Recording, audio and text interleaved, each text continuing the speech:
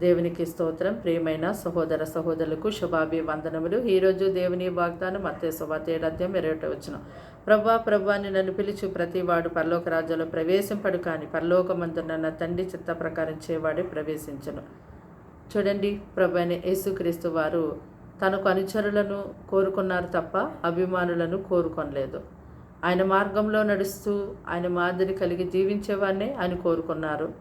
మరి క్రీస్తును అభిమానించేవారు ఎలా ఉంటారంటే, వారికి ఇష్టమైనప్పుడు, కష్టం వచ్చినప్పుడు మాత్రమే క్రీస్తును తలంచుకుంటూ ఉంటారు. అప్పుడప్పుడు మందిరానికి వెళ్తుంటారు, అప్పుడప్పుడు దేవుని యొక్క వాక్యాన్ని ధ్యానిస్తూ ఉంటారు. ఈ విధంగా వారు జీవించటం ద్వారా ఎప్పటికీ కూడా దేవునికి ఇష్టలుగా ఉండలేరు. అయితే అనుచరులు, క్రీస్తును వెంబడించేవారు ఎలా ఉంటారు అంటే, వారు తమ సిలువనెత్తుకొని తాము ఉపేక్షించుకొని ప్రభువుని వారు ఎంతో గొప్పగా వెంబడిస్తారు. అంతేకాదు, ఆయన యొక్క వాక్యమును విని దాని ప్రకారము జీవించేవారిగా ఉంటారు. అంతేకాదు, వారి కన్నా వాటిని విన్న వాటిని చెప్పకుండా, క్రీస్తు గురించి అయినటువంటి గొప్పతనాన్ని చెప్పకుండా ఎంత మాత్రమూ ఉండలేరు.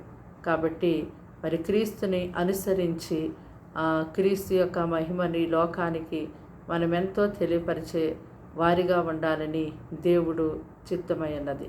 ప్రార్థన. దేవానికి వందనాలు, స్తోత్రాలు, స్తుతులు తండ్రి.